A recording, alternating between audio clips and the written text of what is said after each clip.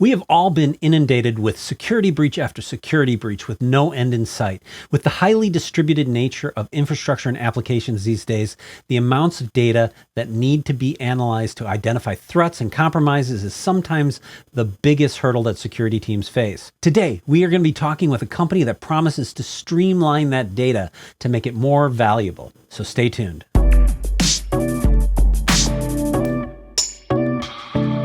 Hey everybody, welcome to another FUTRtech video podcast. Today, we're talking with Cribl, a company that is solving the log data pipeline challenges businesses are seeing these days. When the founders of Cribl were working at Splunk, they saw firsthand the challenges of working with large, complex data streams and set off on their own to solve that problem. To date, they have raised over $250 million from top VC firms. And we have Nick Heudecker, Senior Director of Market and Strategy and Competitive Intelligence at Cribl, to tell us about how they can help enrich and optimize data to give you better, faster, and more cost-effective analytics. Welcome, Nick. Thanks for having me, Chris. All right, so Nick, tell us a little bit about yourself. I know you kind of come from an analyst background. Yeah, so I prior to being an analyst, I was at a lot of startups. I joined Gartner in March of 2013, covering kind of like the big data wave, and ended up evolving that coverage into kind of data management and more of the data and analytics umbrella in my coverage there. So obviously, you probably came across Cribl in the midst of all that, I imagine, and you saw something about that company. Tell me a little bit about what you saw, and if you could just kind of back it up and maybe tell me a little bit about the founder's story and what they were trying to achieve. Yeah, so it's interesting. I was there. I was an analyst at Gartner, and I got introduced to Clint Sharp, who's one of the co-founders here at Cribl. He was at Splunk at the time, and he was working on a project called Hunk, which was using the Hadoop distributed file system to store Splunk data, trying to make it more cost effective. And still run Splunk's search and other analytics against that data store. So that introduced me to the team, really impressed with what they accomplished while they were at Splunk. And when they left and gave me an early briefing, it was pretty interesting what they were doing, because their approach was very much, we're going to sit between the sources and destinations of data and give people a lot more control over what they're doing with that data, how they might want to enrich it or optimize it. And they weren't coming in like a startup or an early stage company usually does, which is, we're going to change everything, right? We're going to own the new platform. We appreciate what's out there today, but there's so much more that we can do, right? Mm-hmm. People just can't afford to store all these logs. So we want to give them an opportunity to make better decisions, right? To get more value out of all this stuff that in general, they're just throwing away, and still make it more cost effective. And this was a problem that my clients that I was talking with, I would talk with 500 clients a year.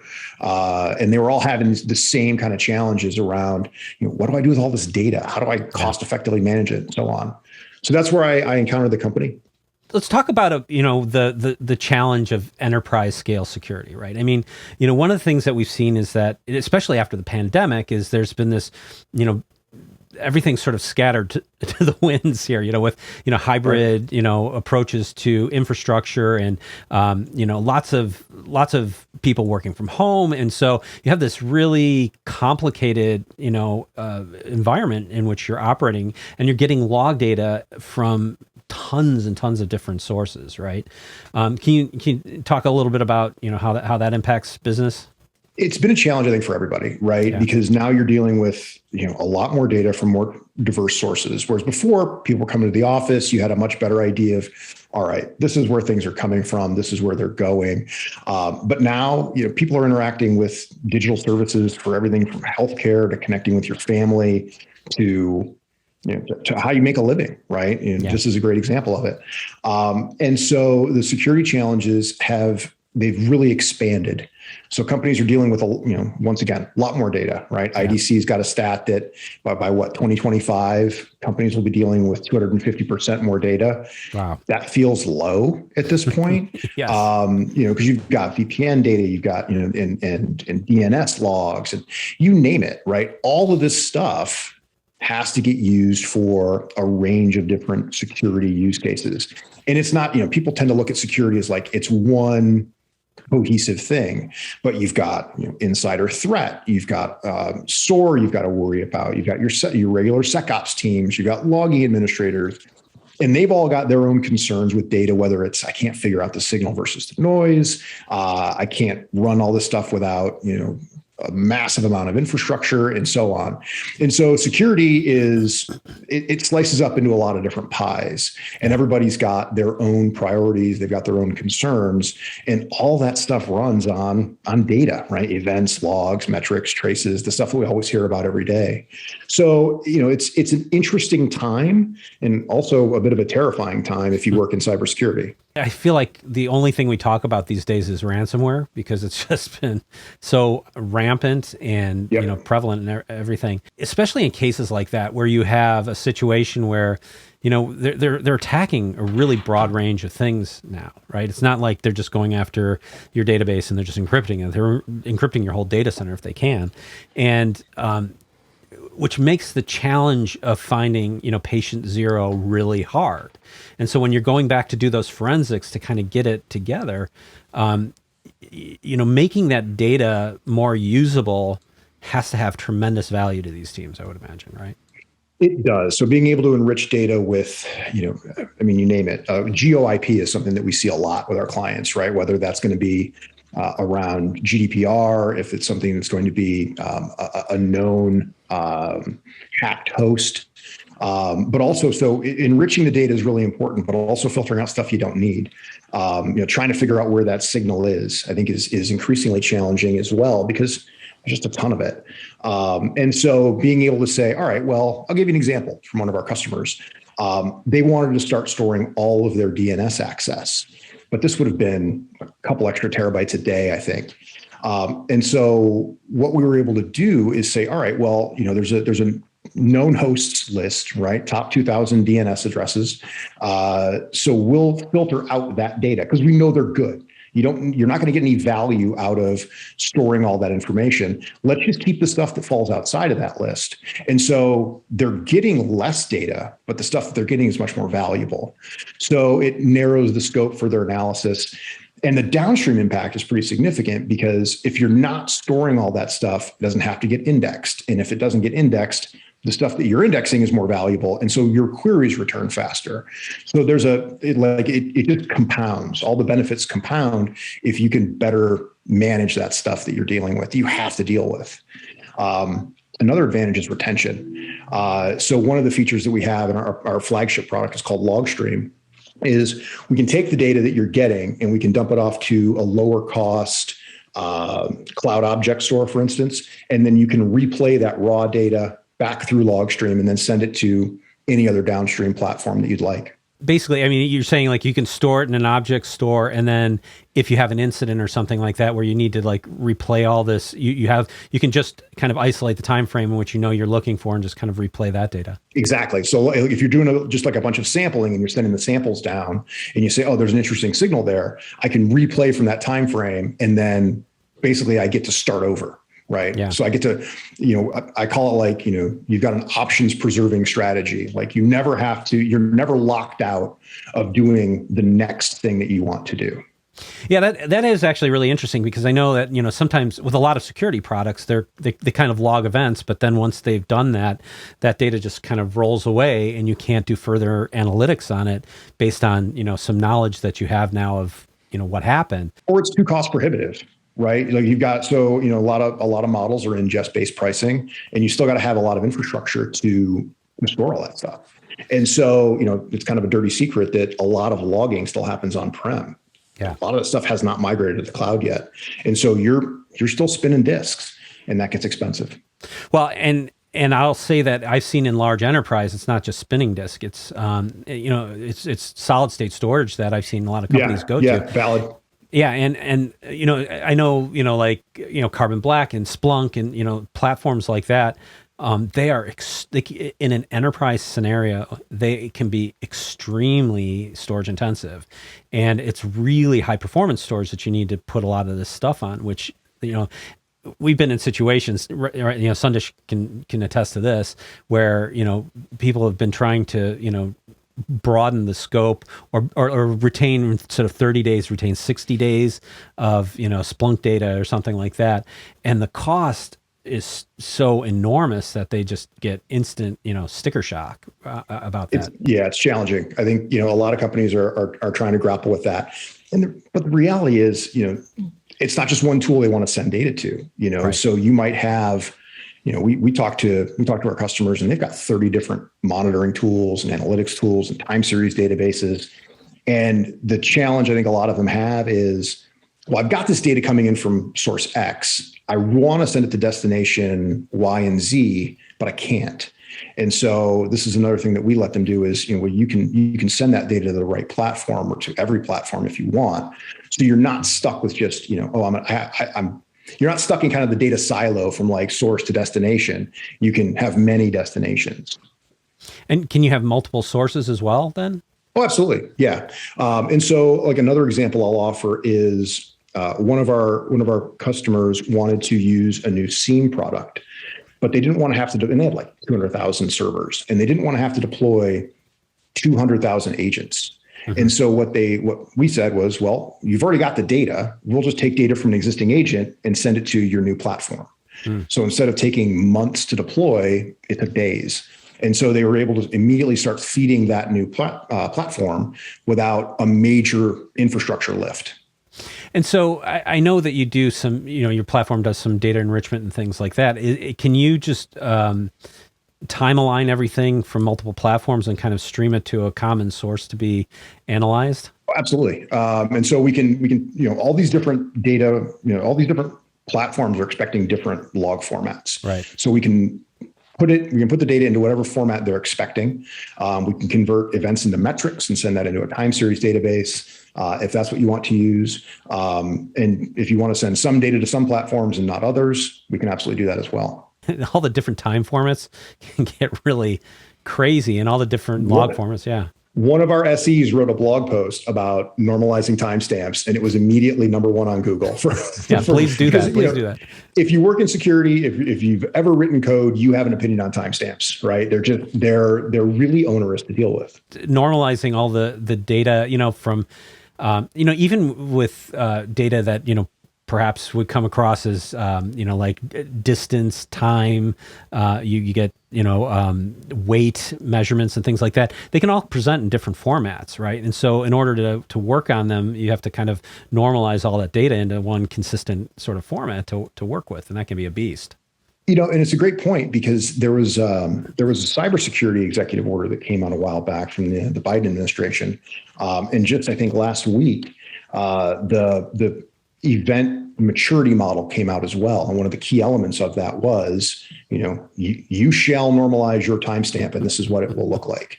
So, it's good that, the federal government is giving some guidance on that. And it's exciting for us because, as kind of the abstraction layer between the sources and destinations, we can do all of that. Yeah. Yeah. Well, and so you touched on it briefly, but I kind of want to loop back to it.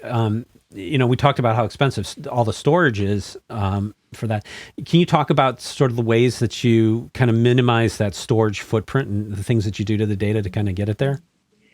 Number one is getting rid of junk data. If you've been exposed to like Windows XML event logs, those are very chatty. And a lot of them, a lot of the content isn't incredibly useful.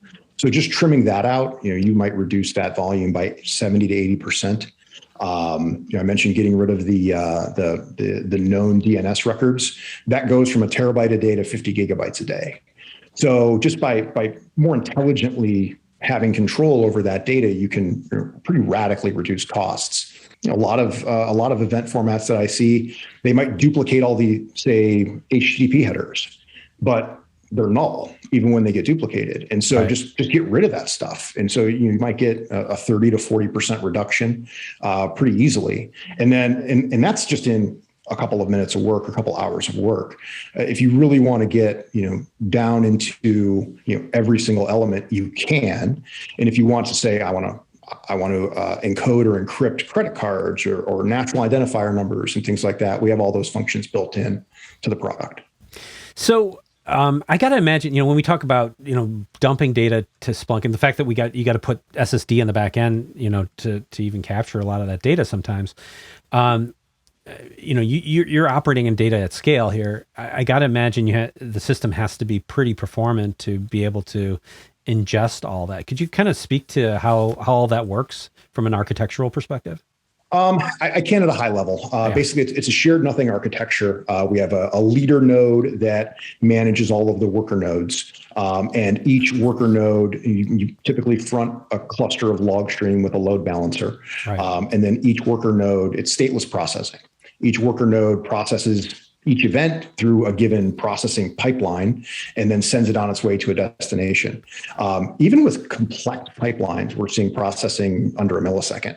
Wow. And we've got some large customers processing tens of terabytes a day. So basically, it's a highly parallelized system to kind of handle the ingest. Yeah. It's shared nothing. We've talked about the security benefits here, but you guys are not just security. I mean, I know that you guys play in, several, specific verticals. You got the healthcare verticals, fintech verticals, media and entertainment verticals. And I imagine, there's a lot of different use cases among all those different verticals. Can you talk to some of the things that you're doing for some of the other industries? The use cases are generally pretty portable. What's different about the various industries? I'll say that our customers have one thing in common. They're very large companies, right? Yeah. This is a big company problem. And so what might vary could be the sources that they're consuming from and the destinations that they're sending to. It might vary based on, well, who's the internal champion, right? Is it the CISO? Is it head of enterprise architecture? Is it head of SRE? So that varies, but in general, it is very much, I want to be able to do more with my data. I want to be able to manage it more effectively and intelligently. How do I do that? And so that's really where we fit in. It doesn't, I wouldn't say there's, I don't detect a major, like cluster of use cases in a given industry today. Right. Data types, maybe, sources and destinations, maybe, but it is those. It's, and so companies typically start with, I want to be able to share this data more broadly. Once they can do that, it turns into more of a strategic discussion of, well, who else can I share this with? Can I start thinking about, well, what is, I don't know, maybe a data product, right? What does an observability data product look like in this landscape today? And how does that evolve over time? And really just being able to kind of ask, if monitoring is, I know what questions I want to ask repeatedly, right? Maybe that's more like a data warehousing style model. Mm-hmm. Observability is more of a data lake model, which is, I don't know what I don't know, but I need a place to go figure out what I don't know. And so that's kind of how we see this like maturity take hold within our clients. Does that make sense? People have different needs for this data, right? I mean, if you're collecting like web data, right, there's a lot of people in an organization that could have a need to use that data, right? I mean, you could have the marketing people who need to take a look at, what sales transactions look like on a web server, but that same data could also be used in, application performance monitoring, and that same data could be used in a security context. And so different people need different pieces of that data, right? And so potentially you could have situations too where there's like PII data or PCI data that comes across in there too that you would want to redact for certain groups but not redact for others, right? So I can imagine that, that would be a really interesting use case. And we see that today. And this also applies to things like GDPR, CCPA, and, the range of other data privacy laws that are either rolling out or have already rolled out. So being able to make those kind of intelligent decisions, it goes a long way. Well, and that's an interesting point with, some of the laws that Europe has rolled out and California has rolled out and, various states have rolled out with regard to data and the kinds of data that can be, recorded and stored. Is that a use case that you're seeing? Would like GDPR, stuff that would be related to GDPR can be segmented out and redacted, or how would that work? So typically this is where our enrichment option comes in for GeoIP, right? We can say, this data came from X locale. It's not going to leave this given area, and so on. And so that's, as I mentioned, these are a lot of our customers are pretty large, and so they have global footprints. And so things like GDPR are top of mind for them. And this gives them a lot more insight into, well, where did this come from? How do I want to deal with it? And so, and what's nice about it is, we've seen so much decentralization in IT. This provides one place for all of those rules to be, rather than, say, spreading them across a dozen different agents that may have their own inconsistencies. This is a single place for that kind of governance to occur. I got to imagine that makes compliance a lot easier to report on. It makes the conversation possible, whereas before it really wasn't. It was just a lot of gnashing of teeth. But now it's a solvable problem. When you go into talk to customers, is this something that you kind of talk about, the ROI of it? I mean, because if you're talking about, you got a Splunk system that you're putting in, multiple, pure storage arrays to capture data, at speed. Can you make a case for this to say, I'm going to save you the money on what you're buying from me? You're going to get back in savings from your storage that you're going to have to buy. I mean, I think that's a conversation that happens. I don't know how effective it is, honestly, because you're in a lot of cases, your disk array is a sunk cost. For us, the real advantage is it's a value story, right? Mm-hmm. Not a cost saving story. You can do more with this, and you can do it in a better way. So it's upside. It's not downside mitigation. It's right. Upside potential. Yeah, I mean, I see the value side of it. I just figure that there might be a real opportunity to have cost recovery with this sort of thing, or cost deferral. Our customers are certainly saving money, but it's the value story that we really talk about. Sure, and I understand the value story a lot. I mean, Sundish and I, you never want to be selling on price, right? I mean, it's not very inspiring, right? No. They and people, they value it to a certain extent, but it's not the thing that you're excited about using. Our users are, just based on the growth of our community alone. Our community Slack has, I think, over 2,400 people in it now. So it's, we've got a very vibrant community. People are excited about the product because of what they can do with it. And, another point to that, we've got two different user groups, one in North America, one in EMEA, and they self-organized, right? We didn't give them a nudge. They just kind of said, this is something we want to do. So, people are really delighted to use the product. And, when I was an analyst before I joined the company, it was the usability of it that really, drew me in.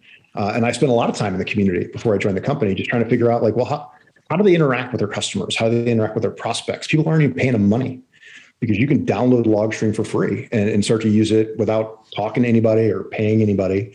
And they still provide a very high level of customer service.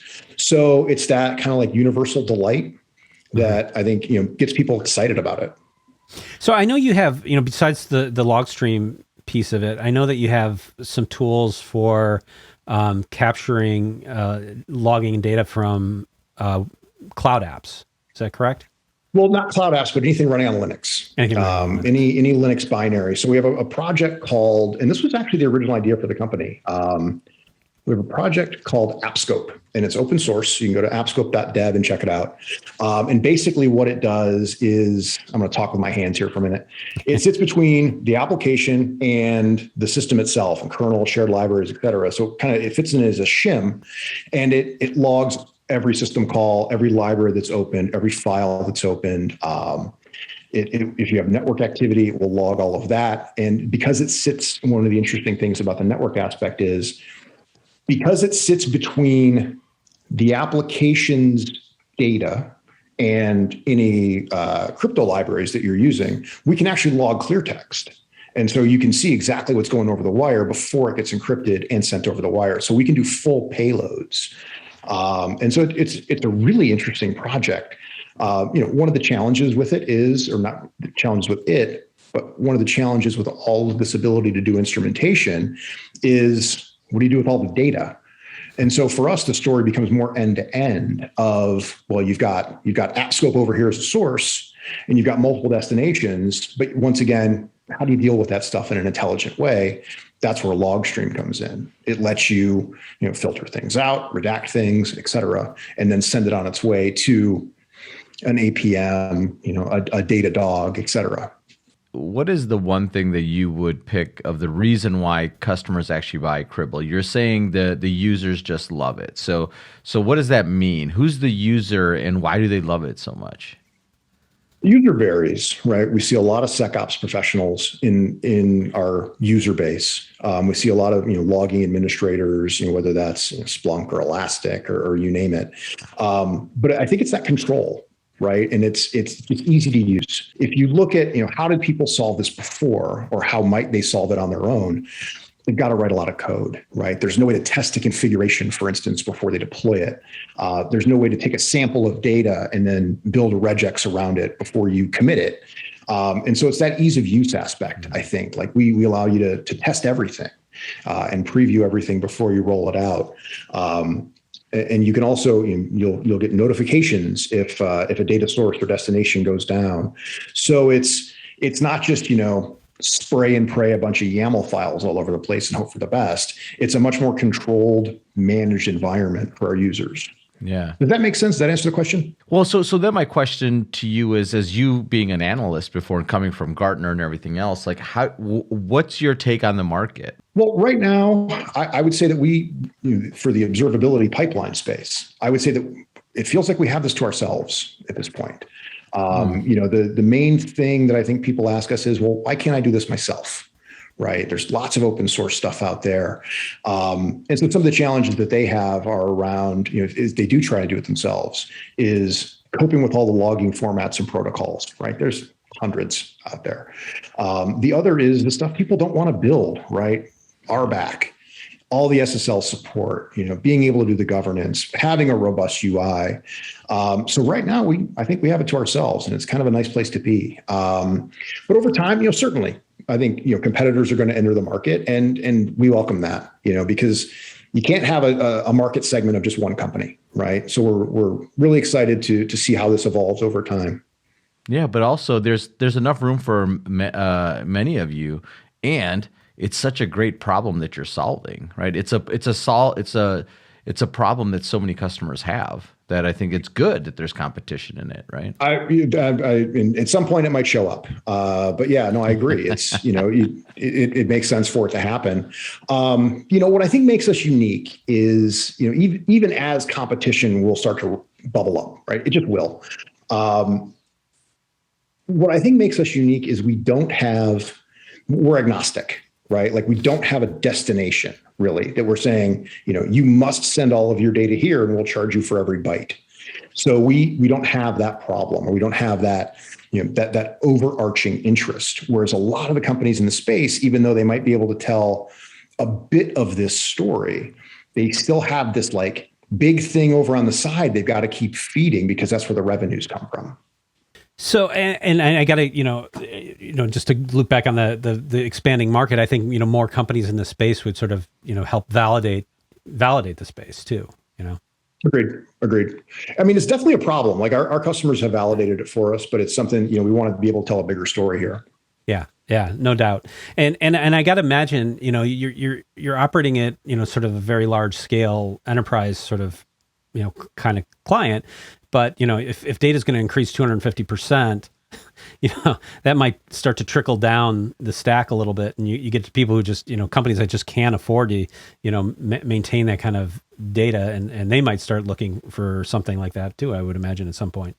Yeah. I mean, companies are doing that today, right? They're not putting all of their data in one logging analytics platform. They're using multiple, right? They're trying to cost optimize at the destination. So I know you kind of touched on a couple interesting use case stories that of customers. I wonder if you had any more fun use case stories that you could mention. Well, it's kind of hard to without naming customers names. I'm not allowed to name. Yeah, but so some of the things that tool flexibility I think is a very common use case. I mentioned this the company that wanted to adopt a new SIEM platform, but didn't want to go through all of the work of deploying those agents. And that's a pretty consistent problem, right? Yeah. Nobody wants to deploy new agents today. they're too cumbersome. They erode performance and so on. Where I expect this to kind of evolve over time will be more container coverage. Right? I think we're going to see a lot of that. And I think we're going to see a lot of kind of hybrid deployment models where you've got something's happening in the cloud, other things are happening on-prem. Maybe you've got an edge deployment, like an oil rig or something. And how do you collect that data and do meaningful things with it without burying your destination systems? Yeah, I could definitely see that. So you guys just, you're just coming off of a big raise. So, I mean, you guys have been in the news a bit here. You just raised $200 million, right? So what's next for Cribl? What are you going to do with that $200 million? Growth. It is straight up growth. So I was hired in November of 2020 is when I started with the company. And I think I was employee 47 or 48. I can't remember which one. But we've tripled in size since then. Our plan is to triple in size again very quickly. So we're hiring across all functions, and we're doubling down on product. We have aspirations for being a multi-product company, and that's something we're going to talk about more and more in the future. Anything you can let us in on now? In general, nothing terms? I want to share. I want to make a big splash when we announce it. Sorry, no hints. I got to try, right? I got to try. I get it. I would do the same.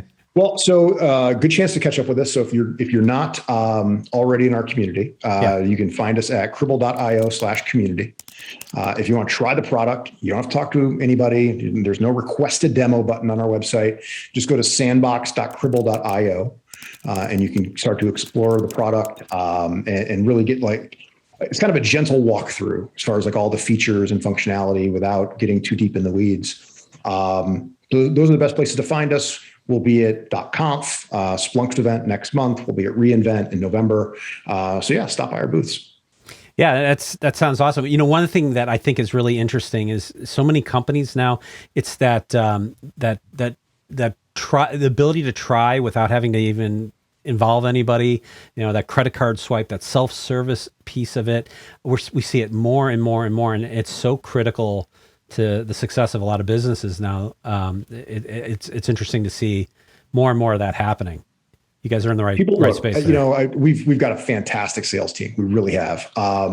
But people don't always want to talk to a salesperson, so just having these low friction avenues, right? Just download it, right? There's a sandbox, go use it. We update it every single release. So you're always seeing the latest and greatest. The other thing is a managed offering, right? Cribl.cloud is, that's free for 1 terabyte a day. Mm-hmm. So you can just start running. I use it all the time to test things out. And then our on-prem version, you can download that, and that's 5 terabytes a day before you have to talk to anybody. So that's quite a bit of data, realistically. So low friction, easy to use, easy to approach community. Check us out.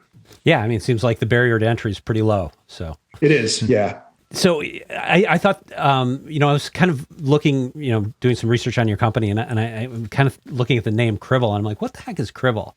Could you explain what a Cribl is? So a Cribl, Cribble, is actually a filter used in mining operations. So it gets rid of things that you maybe don't want to send down to the rest of the, refinery. That's what a Cribl is. Yeah, and you filter it out and you find that gold nugget in there, right?